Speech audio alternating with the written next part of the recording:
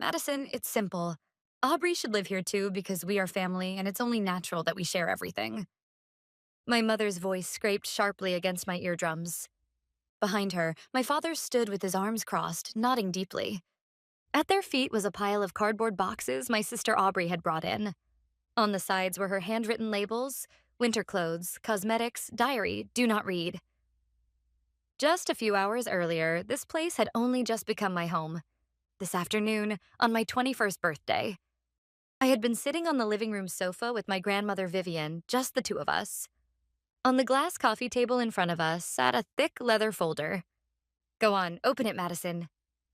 Urged by my grandmother, I opened the folder with trembling fingers. Inside, along with papers covered in complex diagrams and numbers, was a single sheet of parchment that carried an overwhelming weight: the deed to the house, and a copy of the official registration papers listing my name as the rightful owner. From today on, this is your home. My grandmother narrowed her eyes gently as she spoke. The $5 million value is nothing more than a number. What truly matters is that this place is a sanctuary where you can build your future without anyone interfering. You must not allow anyone, even family, to violate that. I traced the ink letters on the documents without saying a word. The legal weight carried by my own name. It was unlike anything I had ever felt before. In that moment, I officially became the sole master of this glass fortress perched on the cliffs of Malibu. Filled with my grandmother's deep love and trust, my chest tightened with emotion. But only a few hours later, that sacred silence was shattered by the violent pounding on the front door and my mother's shrill voice. Madison, I know you're in there. Open up! Standing before me were my parents and my sister, who had forced their way inside. Behind them were Aubrey's cardboard boxes. As I stood there stunned, my mother crossed her arms and spoke as if making a proclamation. Madison, I've heard everything. Your grandmother contacted me. She said she gave you this house today. She paused for a moment, a triumphant smile spreading across her face. So I've decided. Aubrey will be living here too. Wait, Mom, that doesn't make any sense. I managed to squeeze out the words. This has become my home. Grandma gave it to me alone. As proof, the leather folder containing the deed and registration papers engraved with my name sat quietly on the dining table. My father cut in as though he was giving me guidance, yet allowed no room for refusal. Madison, don't say such unreasonable things. You're still a student. There's no way you can manage a house this big on your own. And Aubrey is about to graduate from high school. It's best for sisters to help each other and live together. Help each other? The words echoed hollowly in my head, because I knew better than anyone that their idea of helping each other had always been built upon my sacrifice. They didn't understand for even a moment that this was my home. No, they understood it perfectly well, and they had come here intentionally to trample on that fact. To them, this $5 million mansion was not my future, but merely a new asset the family should make use of. Aubrey spoke without lifting her gaze from her smartphone, sounding bored. That's right. I'll take the corner room with the ocean view. It'll look great on Instagram. Her words poured oil on the small ember of anger smoldering within me. And that comment snapped the thread of my self-control. You must be joking, Aubrey. My voice was lower and sharper than I expected. This is not a hotel. This is my home. There aren't rooms prepared for the sake of your Instagram likes. Aubrey finally looked up, her eyes widening as if I had spoken in an alien language. What? You're so mean. I let out a dry laugh. This is a matter of ownership. You have no right to touch even a single key to any room in this house. My clear rejection changed the atmosphere in the room, which had been calm just moments earlier. My mother placed a glass, one she had taken from the kitchen without permission, onto the marble counter with a sharp clink. The pleasant smile that had been on her face vanished, replaced by a cold glint in her eyes. Madison, what did you just say? What is that tone? You're being far too unkind to your sister. I stared straight back at my mother. Did you not hear me? I said Aubrey cannot live here because this is my home. You mentioned kindness. Mom, what exactly are you trying to do here today, on my birthday in this house? The next moment, my mother's hand swung up, and a dry sting spread across my cheek.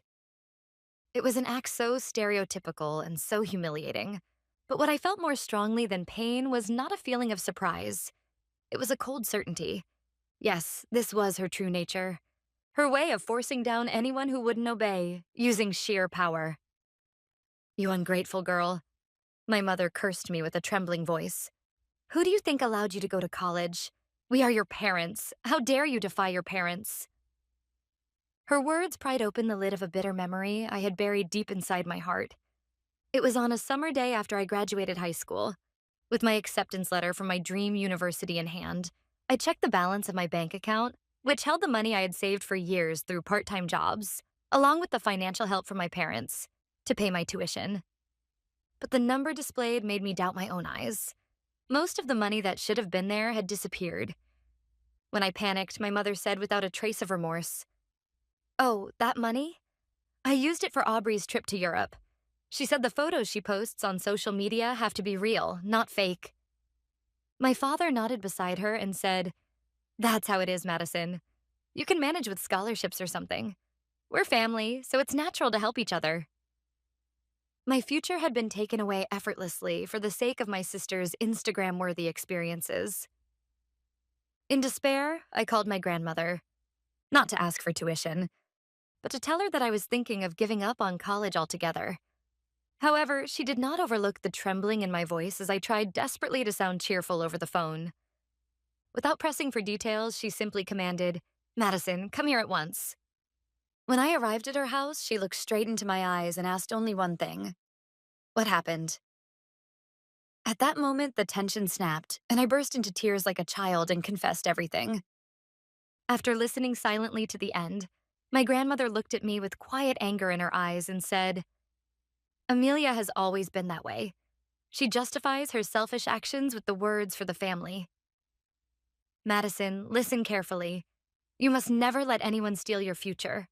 Do not worry about your tuition. I will pay for it." And then she added this. However, remember this. True strength is not merely accepting help. It is being able to confront injustice and assert your own rights with your own voice. Those words had supported me up to this day, and now the time had come for me to assert them on my supposed mother standing before me. I would not remain silent any longer. "You're asking who allowed me to go to college? Of course, it's thanks to Grandma," I said clearly. I forgot the pain in my cheek and stared straight into my mother's eyes. "The reason I can go to college now is because Grandma paid my tuition. After you used my tuition money for Aubrey?" The truth seemed to slice through her pride more sharply than anything else. The color drained from my mother's face, and the next moment it turned bright red with rage. Her eyes opened wide with hatred, as if she had become a different person. "What did you just say? We are the ones who raised you to this point." She had lost her reason and was shouting purely out of emotion. "That's enough. I've had enough." She pointed toward the living room's front door and spat out her final, decisive command. "Pack your things and get out. This house belongs to us. It belongs to the family." My father immediately joined in, as if he had been waiting for that very moment. "That's right, Madison. Your mother is correct. Anyone who defies the family has no place here." I was stunned. This was my home. The deed and the registry both legally proved that everything belonged to me. Yet they were trying to strip it all away from me, using nothing but the vague, violent logic of family. Aubrey watched the whole scene through her smartphone screen, laughing. But then it happened. Oh my, that's something I cannot ignore. From the entrance of the room where their angry voices echoed, a calm yet steel-like voice could be heard. The voice belonged to Grandma. Yes, she had not left. From the moment she gifted me the house earlier that day until that very moment, she had been present the entire time in another room, quietly observing how everything would unfold. And in that desperate situation, she was smiling softly, almost amused, as if watching an entertaining play. She slowly stepped into the room. My mother froze as if her earlier outburst had been a lie, and my father shifted his gaze awkwardly, unable to meet anyone's eyes. "Mother, when did you—" my mother asked in a faint, cracking voice. "Since when?" "The whole time. I saw the moment you struck your own daughter's cheek. And I heard you declare, 'This house belongs to the family.'" "I know everything," Grandma answered quietly, then walked toward me and gently touched my cheek with her cool fingertips. "Madison, is your cheek all right? Does it hurt?" I'm fine, Grandma, I replied firmly, though my voice trembled slightly. Yet her presence strengthened my heart more than anything. And in her eyes, I saw not anger, but a quiet, merciless light. My father hurried to speak, trying desperately to salvage the situation. This is, well, just a family matter. Madison simply became a little emotional, that's all. We only wanted the sisters to live together peacefully. A family matter? Grandma let out a small snort, as if she found his words genuinely ridiculous. Jonathan, forcing your way into a house without permission, threatening someone, and committing violence, is that what you call family? As far as I know, society calls those things trespassing, intimidation, and assault. As soon as those legal terms left her lips, the color drained instantly from my father's face. Grandma Vivian was not just a gentle grandmother. She was also a brilliant entrepreneur who had built her own business from the ground up. Her knowledge of the law and negotiation skills far surpassed anyone else in the room. My mother, desperate to regain the control she had lost, tried to argue back. Mother, what are you saying? We were only thinking about Madison. For my sake? This time I cut her off. Bringing Aubrey's belongings into my house without permission on my birthday and then slapping me across the face? You call that for my sake? If you truly believe that, Mom, then you're mentally unwell. What did you just say? The tension in the room grew tight, like a stretched string ready to snap at any moment. Everyone held their breath, waiting for the next words. And within that suffocating silence, a faint, almost inaudible laugh slipped out. The one laughing was Grandma. She slowly walked to the dining table and gently brushed her hand over the leather folder lying there. This house belongs solely to Madison under the law. There isn't even a millimeter of space for your sentimental little family game to intrude. Then Vivian turned, fixing her gaze on the three frozen figures, and made her declaration. Everything you've done was exactly as I predicted, which is why I prepared all these. Overwhelmed by my grandmother's authority, my mother opened her mouth as if to argue, but only a wordless groan slipped out before she took a step back. My father, with beads of cold sweat forming on his forehead, stood frozen in place. Prepare? What are you talking about? Grandma paid no attention to their confusion and sat deeply and gracefully onto the living room sofa. Amelia, you've always had the habit of interpreting things however it suits you. When you used Madison's college fund for Aubrey's little sightseeing trip, you did the same. You sincerely believed it was appropriate maternal affection, that indulging your younger daughter to an abnormal degree was somehow justified. I gasped at her words. I was thinking about my children's future. Silence. The warmth vanished from my grandmother's voice. That warped affection is exactly what has cornered you today. She pulled a small remote-like device from the pocket of her gown and pointed it at the beautiful landscape painting hanging on the living room wall. Everything you said after entering this house and the violence earlier, all of it was recorded by this hidden camera. Hidden camera? My mother whispered in a hoarse voice, looking back and forth between the painting and my grandmother. My father swallowed hard with a dry sound, and Aubrey stood pale and motionless. Yes, Grandma continued calmly. And of course, that is not all.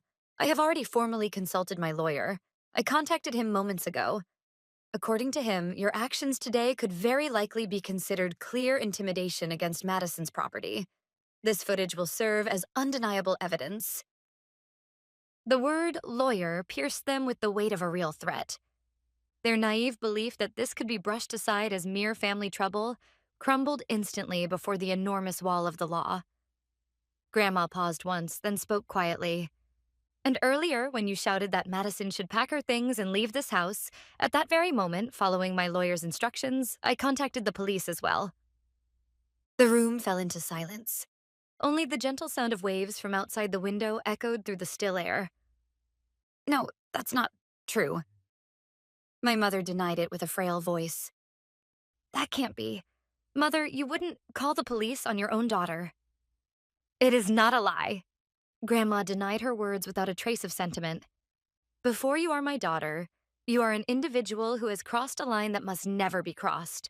You hurt Madison's dignity and tried to take away her future. I will never allow that, even if the offender is my own daughter. Those words pierced deeply into my chest as well. My grandmother had resolved to abandon her own daughter in order to protect me. The depth of that love and the weight of that decision made me bite my lip in silence. Aubrey let out a shriek, high-pitched and close to a scream. The police? Are you serious? No way. Do I have to go too? I don't want to go somewhere like that. Dad, Mom, say something. But neither of her parents could say a single word now. They had finally realized that they had fallen perfectly into the trap they believed they'd set for me. They had been dancing in the palm of the one person they must never turn into an enemy, Grandma Vivian, since the beginning. And then, at that moment, in the distance, faintly, the sound of sirens could be heard. It grew little by little, but unmistakably louder, approaching the mansion atop the cliff.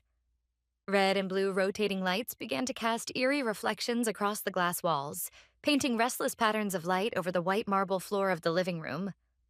Ah, ah. My mother had completely lost her composure. For a woman of immense pride, who always needed the world to revolve around her, getting the police involved was perhaps the greatest humiliation of her life.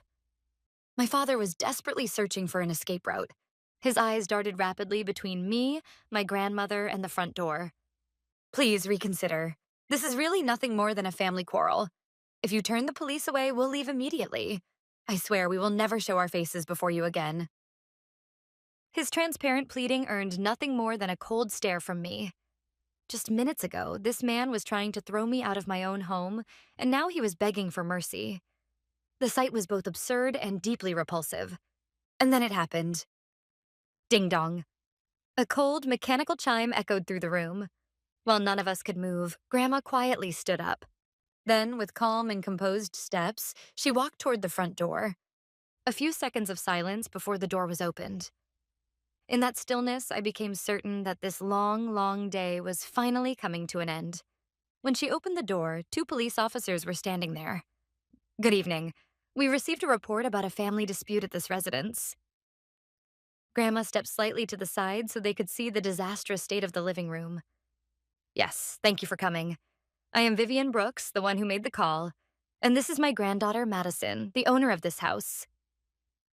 The officers turned their gaze toward me. I quietly nodded. Could you explain what happened here? My father, clinging to a final shred of hope, opened his mouth with a desperate expression. Officer, it's not what you think. This is really just an argument. These people are exaggerating the situation. But the one who cut him off was, unexpectedly, my sister Aubrey. She crawled toward the officer's feet, lifted her tear-streaked, snot-covered face, and pleaded, "It's them!" Dad and Mom said they were going to kick my sister out and take over the house. I was against it the whole time, but they threatened to disown me if I didn't do what they said. Even these boxes, they forced me to bring them. I've always been on my sister's side. Her lie didn't even make me angry anymore. I was simply stunned. She just wanted to save herself. That alone drove her to betray our parents without hesitation. This was the true face of the sister my parents had spoiled and adored to an unhealthy extreme. And at her selfish and grotesque betrayal, my father and mother stood in shock, as if they no longer had the strength to argue. The daughter they had loved most, the one they had indulged beyond reason, had blocked even their last escape route. However, the officer didn't so much as raise an eyebrow at Aubrey's transparent lie. He simply asked my grandmother in a steady voice, "Do you have any evidence that supports or contradicts their claims?" "Yes, I do." Grandma picked up the remote from earlier and pointed toward the landscape painting on the wall. The camera hidden inside that painting has recorded everything. We can review the footage immediately if needed. Every word and action since they arrived here. Their intent to trespass, their threats toward the rightful owner, Madison, and the moment of violence as well. All of it. That single statement was the decisive blow. The expressions of the officers turned sharply serious. This was no longer mediation for a family dispute. It was the investigation of clear criminal acts. Then one of the officers turned to me. "Miss Madison, do you wish to file an official complaint and press charges against them? Your decision is what matters most." My father and mother stared at me with pleading eyes. I met their gaze directly. I would not waver anymore. This was not a stage my grandmother had prepared. This was the first battle I had to fight in order to begin my own life. I nodded firmly. Yes, I do. My voice did not shake. This is my decision to protect my home and my future. Then, both of you will need to come with us to the station under suspicion of trespassing and intimidation. No, this can't be. My mother collapsed weakly to the floor. Aubrey, suspected of conspiracy, was also asked to accompany them for questioning. Her voice screaming, "I'm the victim," until the very end, echoed unpleasantly in my ears even after they left. Grandma and I simply watched in silence, through the floor-to-ceiling glass wall, as they were placed in the back seat of the patrol car and as the red and blue lights slowly faded into the distance. When the sirens could no longer be heard, only the sound of waves returning against the shore filled the air around the house. I slowly sank into the sofa. All strength left my body, and exhaustion washed over me. There was nothing but an empty sense of relief that it was finally over. Madison. My grandmother quietly sat down beside me. She said nothing as she wrapped my trembling hand with her warm hand. Grandma, I'm sorry for making you do something so awful. The words I managed to force out were so thin and shaky that they surprised even me, but she gently shook her head. No, Madison. I am the one who should apologize. I should have intervened much sooner, back when Amelia touched your college fund. I lifted my face and looked at her. Regret shimmered in her eyes. I wanted to believe that she would one day realize her own wrongdoing. It's natural for a mother to want to believe in her daughter, isn't it? But that was merely my wishful thinking, my escape from reality. And because of that, you had to suffer like this today. No, that's not true. I shook my head. If you hadn't been here today, I'm sure I wouldn't have been able to protect this house. No, protect myself. No, you would have. Grandma looked straight into my eyes and spoke clearly. What I did today was only to give your back the slightest push. The first person who said not to them was you. And even after being struck, the one who refused to bow down was your own strength. Then she smiled softly. I wanted to test you, Madison, to see if you had the resolve to shoulder a property as great as this mansion. But in the end, there was no need to test you at all. They themselves proved your worth, in their own foolishness, more clearly than anything I could have done. Her words seeped gently and warmly into the deepest part of my heart. Yes, I did not run away. I stood on my own feet and used my own voice to say no. That night, Grandma and I had a small but truly meaningful birthday celebration at the dining table. We did not speak of legal rights to the house or the fate of the people who once called themselves my family. Instead, we quietly talked about the economics I was studying in college and stories of the mistakes Grandma made when she first started her business in her youth. Several weeks passed. The situation was handled steadily and in accordance with the law. My father and mother were prosecuted for intimidation and residential trespassing and received guilty verdicts with suspended sentences. Because of their criminal record, my father lost his job, and my mother, who valued appearances above all, became isolated from every community. Stripped of everything, my father and mother finally reached one conclusion at the edge of despair: that it was they themselves who had spoiled Aubrey to an abnormal degree and raised her into a twisted monster. And the sight of their daughter trying to sell them out at that moment must have been the final deciding factor. They cut off all support for Aubrey and cast her out. As a result, Aubrey, who had never achieved anything through her own efforts, was thrown alone into the rough currents of the real world. I heard rumors that she is now living a harder life than anyone else, but I no longer felt any pain in my heart. It was simply the natural outcome of a distorted system called family collapsing from within under the weight of its own poison. And 2 years later, I graduated at the top of my class from the university's economics department and leapt into the world of investment.